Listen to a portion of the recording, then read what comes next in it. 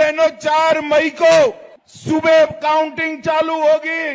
8 बजे ballot box खुलना शुरू होगा। 9 बजे पहला राउंड, 10 बजे दूसरा राउंड, 1 बजे काउंटिंग समाप्त और बीबी दीदी टाटा गुड बाय। नमस्कार, मैं हूं शीतला तिवारी और हमारे साथ दो वरिष्ठ पत्रकार हैं। एक जो है अश्विनी श्रीवास्तव जी हैं और बड़े भाई भालचंद पांडे जी हैं। आज हम आप लोगों को ले चलेंगे जो है पश्चिम बंगाल के बारे में बात करेंगे। जैसा कि आप लोगों ने देखा कि पश्चिम बंगाल में जो है जैसा लोग सोचे नहीं थे उस हिसाब से जो है जीत हुई है बीजेपी की। यानी बीजेपी जो है वह सीधे सीधे समझिएगा 200 के पार, यानी सब कुछ जो है जो टीएमसी पार्टी थी एक तरीके से आप समझ लीजिए वो खत्म हो चुकी। अब ममता बनर्जी का ये कहना है कि भैया हम इस्तीफा ही नहीं देंगे। अब आप बताइए, वहां तमाम विपक्ष के लोग यह भी कह रहे हैं, विपक्ष का मतलब ममता के विपक्षी लोग कह रहे हैं, एक चुनी हुई सरकार, संविधान को मानने वाली सरकार कह रही है कि हम जो है इस्तीफा ही नहीं देंगे। तो आज हम अपने भाइयों से जानने की कोशिश करेंगे कि अगर ममता बनर्जी इस्तीफा नहीं देंगी तो क्या होगा, और अगर इस्तीफा देंगी तो सामान्य बात है सरकार बनी जाएगी। तो क्या सबसे पहले हम श्रीवास्तव जी से जानना चाहेंगे कि बड़े भैया, अगर ममता बनर्जी ऐसा कुछ है संविधान में कि अगर इस्तीफा नहीं देंगी तो क्या यह पद पर बने रहेंगी या ऐसा कुछ है, क्या लगता है आपको? नहीं, पद पे बने रहने का तो कोई सवाल ही नहीं उठता, क्योंकि चुनाव हार चुकी हैं और सारी चीजें कहीं ना कहीं इनको डर था कि ये किला बीजेपी ने भेज दिया। किला अगर इन्होंने गिरा दिया है तो निश्चित रूप से ममता बनर्जी डर बस बोल रही हैं कि हम इस्तीफा नहीं देंगे। इस्तीफा तो उनको देना ही देना है। अगर नहीं देती किसी कारणवश तो ऐसा संभव नहीं है, संविधान में ऐसा नहीं है कि इस्तीफा आप हारने के बाद नहीं देंगे। लेकिन संविधान का अगर उल्लंघन करते हैं तो कहीं ना कहीं जोर जबरदस्ती से बीजेपी को काम करना पड़ेगा। उसके बदनामी बीजेपी के सर चढ़ाने का प्लान है इनका। तो कहने का तात्पर्य लोग यह भी कह रहे हैं कि अब बंगाल में जो है राष्ट्रपति शासन भी लगेगा, इस पर क्या कह रहे हैं? नहीं, राष्ट्रपति शासन लगने का तो औचित्य नहीं समझ में आता। कहने को लोग कुछ भी कह सकते हैं, कहने के लिए स्वतंत्र हैं लोग, स्वतंत्र होकर के सब कुछ बोल सकते हैं। लेकिन जहाँ तक मेरा मानना है कि किला अगर फतेह किया है तो निश्चित रूप से हम सरकार भी बनाएंगे। ये बीजेपी का मानना है। बीजेपी ने अगर किला फतेह किया है तो सरकार तो बनाएगी। इस्तीफा ममता बनर्जी को देना ही पड़ेगा।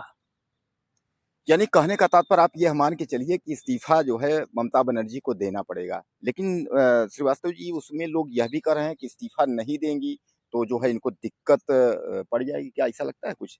निश्चित रूप से अगर सरकार बन गई है और सरकार हावी होगी तो जितना इन्होंने अत्याचार या जो भी किया है सरकार के हिसाब से, हम लोगों के हिसाब से ना चलिए, सरकार के हिसाब से जो अत्याचार हुए हैं वहाँ या जो भी समस्याएं आई हैं उसको हल करने के लिए सरकार कुछ भी साम दाम दंड भेद सब नीति अपना सकती है। तो यानी कहने का तात्पर्य ये मान लिया जाए कि बीजेपी सरकार वहां बन गई। शपथ शपथ शपथ जो है हो बीजेपी सरकार बननी है। उसमें कोई इब्बत तो है ही नहीं। कहीं से दूरदृष्टि से आप देख सकते हैं नहीं आ रहा है। अब ये मानने को कुछ भी आदमी जीत पड़ जाए कि नहीं इस्तीफा नहीं देंगे, हम ये नहीं करेंगे, हम वो नहीं करेंगे, ऐसा नहीं हो सकता। संविधान में तो कोई चीज उनका श्रीवास्तव बड़े भाई उनका ये आरोप है कि 100 सीट जो है हमारी जबरन जो है छीनी गई है। हम जो है हारे नहीं है, हमको जबरदस्ती जो है हराया गया है। तो उन्होंने साफ तौर पे कहा कि हम राजभवन नहीं जाएंगे, हम इस्तीफा नहीं देंगे। तो क्या संविधान में ऐसा कुछ तो नहीं है कि इस्तीफा ये न दें तो ये पद पे जो है बने रहे या दोबारा चुनाव हो, ऐसा कुछ आपको? नहीं, संविधान में ऐसा कुछ भी नहीं कि इस्तीफा ना दें। संविधान का उल्लंघन है ये। संविधान का उल्लंघन करेंगी, जबरदस्ती हटाएंगे लोग। हटना तो पड़ेगा ही पड़ेगा। राष्ट्रपति शासन की जहां आप बात करते हैं तो राष्ट्रपति शासन लगने का फिलहाल तो मेरे दिमाग से कुछ ऐसी चीज नहीं समझ में आती है। हो सकता है, मे भी कुछ भी हो सकता है। सामदाम दंड भेद अगर नीति अपनाई जाती है तो कुछ भी हो सकता है। पांडे जी, आपको क्या लगता है इस बारे में, क्या कहेंगे आप? देखिए, ये एक तरह की राजनीतिक टीस है। ममता जी हारी हैं, अभी वो एक्सेप्ट नहीं कर पा रही हैं। ममता को लगता था कि नहीं, हम जो है चुनाव कभी हार नहीं सकते। फिलहाल ये जो ममता जी कह रही हैं कि नहीं हम इस्तीफा नहीं देंगे, एक तरह का संवैधानिक उल्लंघन है। ये ऐसा नहीं है कि आप अगर चुनाव हार गई हैं और आप इस्तीफा ना दें, संभव नहीं है। भारतीय संविधान ये कहता है कि चुनाव अगर हुआ, चुनाव पारदर्शिता रही, चुनाव जो है वो फेयर हुआ, तो आप चुनाव हार गई हैं तो आपको इस्तीफा देना ही पड़ेगा। आप नहीं देती हैं तो जैसे अभी हमारे बड़े भाई श्रीवास्तव जी ने कहा कि तो इसके लिए हो सकता है गवर्नमेंट जा सकती है, राष्ट्रपति शासन लगा के उनको हटा सकती है, फिर से नया जो विधानमंडल नियुक्त होगा, जो विधायक चुने गए हैं उनके द्वारा विधानमंडल की बैठक होगी और नई सरकार बनेगी। ये कहना कि नहीं हम इस्तीफा नहीं देंगे, ये कहीं न कहीं ममता जी की जो है वो एक राजनीतिक चाहे उसको कहें कि हार कहें, चाहे वो कहें कि उनकी जिद कहें, क्योंकि ममता जी का अगर आप राजनीतिक इतिहास उठा के देखेंगे तो ये काफ़ी जिद्दी रही हैं अपने राजनीतिक जीवन में। कई बार इनका धरना प्रदर्शन वगैरह देखिए तो उसमें कई बार इनके साथ ज़ोर ज़बरदस्ती हुई हुई है। तो ऐसा है, हो सकता है कि गवर्नमेंट अगर ये इस्तीफा नहीं देती है तो राष्ट्रपति शासन लागू हो सकता है और राष्ट्रपति शासन लागू करके इनको हटा के फिर से नया विधानमंडल का गठन किया जा सकता है। अच्छा, एक बात हम आपसे पूछने की कोशिश करते हैं और आप जो है आप बताइएगा और श्रीवास्तव जी भी हमारे बड़े भैया बताएंगे कि ये जो चुनाव हुआ है 5 राज्यों में चुनाव को देखते हुए इसके पहले जो है मध्य प्रदेश, छत्तीसगढ़, राजस्थान हम लोगों ने देखा, फिर हम लोगों ने दिल्ली देखा, हम लोगों ने बिहार देखा, पश्चिम बंगाल और ये 5 राज्य देखा। क्या लगता है 2027 में तो विपक्ष का क्या होगा? श्रीवास्तव जी, सब पहले आप बताइए क्या होगा? कुल मिला के विपक्ष को अपना किनारा देखना पड़ रहा है। कहीं न कहीं विपक्ष इस समय डामाडोल की स्थिति में लग रहा है।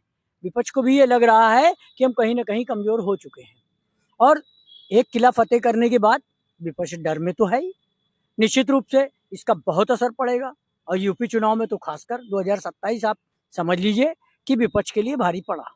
अच्छा श्रीवास्तव जी, एक चीज जो है, जो ये लोग आरोप लगा रहे हैं सीधे सीधे कि एसआईआर को लेकर के कि जो वोटें कटी है, जुड़ी है, तो ये एसआईआर को लेकर के क्या ये सच हकीकत है कि एसआईआर को लेकर के जो है ऐसा कुछ है, दुरुपयोग किया जा रहा है, बीजेपी जबरन मनमानी करके जबरदस्ती जीत रही है, क्या ऐसा लगता है आपको? नहीं, कोई भी ऐसी चीज़ नहीं है, जो सही चीज़ होती है, अगर बीजेपी उपयोग कर रही है, तो कोई गलत नहीं कर रही है। अभी देखिए एसआईआर हुआ, अब देखिए जनगणना स्टार्ट हो रही है, जनगणना भी आक्षेप लोग लगाएँगे, लेकिन जनगणना या एसआईआर दोनों अति आवश्यक थे, क्योंकि पॉपुलेशन बाहर के लोग आके बसते चले जा रहे हैं, हम आप बेघर हो रहे हैं, तो कहीं न कहीं तो बीजेपी इस मामले में सही है, इसको माना जा सकता है, क्योंकि ये टीस है ममता जी की, निश्चित रूप से ममता जी को टीस है।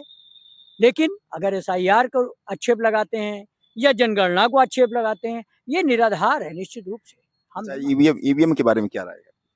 देखिए ईवीएम का रोना तो जिंदगी भर से चला आ रहा है, वो चलता ही रहेगा। वो चाहे ममता जी हो, चाहे अखिलेश जी हो, चाहे कांग्रेस के कोई भी वरिष्ठ नेता हो। क्या लगता है पांडे जी समझाने की कोशिश करेंगे? पांडे जी, ये दोनों चीज आप बताइए, ईवीएम को भी लेकर के बताइए और एसआईआर को भी लेकर। जैसा लोग कहते हैं, यह लोग कह रहे हैं कि एसआईआर में इतनी लाख वोट कट गई, हम लोग सुप्रीम कोर्ट गए लेकिन सुप्रीम कोर्ट ने सुनवाई नहीं किया।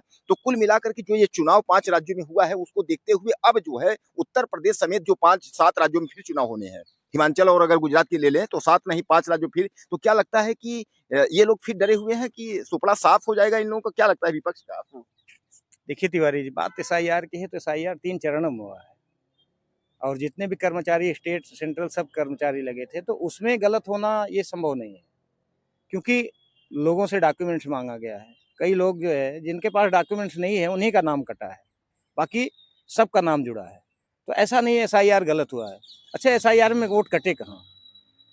कई लोग ऐसे थे जो कई जगह वोटर थे, शहरों में थे, गाँव में भी थे। तो चूंकि उसमें किसी एक जगह का उनका एसआईआर होना था, तो ऐसे ही वोट कटे हैं। बाकी एसआईआर में किसी का वोट कटा या उससे कुछ चेंजिंग होगी, ऐसा कुछ नहीं है। वोट बैंक किसी का इससे घटा बढ़ा नहीं है। अंतर आया है तो केवल जो 2 जगह मतदाता बने थे वो एक जगह हो गए हैं। और दूसरी चीज रही, आपने जो ईवीएम का मुद्दा उठाया है तिवारी जी, चुनाव जब भी होता है, पिछले लगभग 10 से 15 साल का चुनाव का इतिहास उठा के आप देखें, जितने चुनाव हुए हैं, सब चुनावों के बाद कहीं न कहीं ईवीएम पे जो है वो लोगों का ठीकरा फोड़ता है। अगर जो चुनाव जीत गया तो वो ईवीएम अच्छा हो गया। पिछले 2 बार से ममता जी चुनाव जीत रही हैं बंगाल में, ईवीएम ठीक था। इस बार जो है वो हार गई तो ईवीएम पे प्रश्न चिन्ह उठने लगा। उत्तर प्रदेश का क्या है? देखिए, उत्तर प्रदेश की डेमोग्राफी जो है थोड़ा अलग है, वहाँ की अलग है, उत्तर प्रदेश की अलग है। बंगाल की जो जनता है उसकी सोच वहाँ की परिस्थिति के बारे में, उत्तर प्रदेश की जो जनता है ये, और खास करके यहाँ की जनता की सोच जो है ना, उत्तर प्रदेश में जातीय जो विभेद है वो ज़्यादा मायने रखता है। बंगाल में जातीयता कम थी। बंगाल में जो इस बार चुनाव हुआ वो हिंदू और मुस्लिम के नाम पे हुआ। वोटों का जो पोलराइजेशन हुआ ना, हिंदुओं का ध्रुवीकरण हुआ। टोटल का लगभग मान चले 70% हिंदू जो है वो ये मान के चले थे कि हमें बीजेपी को वोट करना है। ममता के खिलाफ कई चीज गई। कुछ तो हुमायूं कबीर का वो जो वीडियो वायरल हुआ, वो भी जो इन्होंने प्रचार प्रसार किया, वो उनके खिलाफ चला गया। ममता के कई मंत्रियों का प्रचार प्रसार कई जगह ऐसे स्टेटमेंट आया जो कि उनके खिलाफ गया।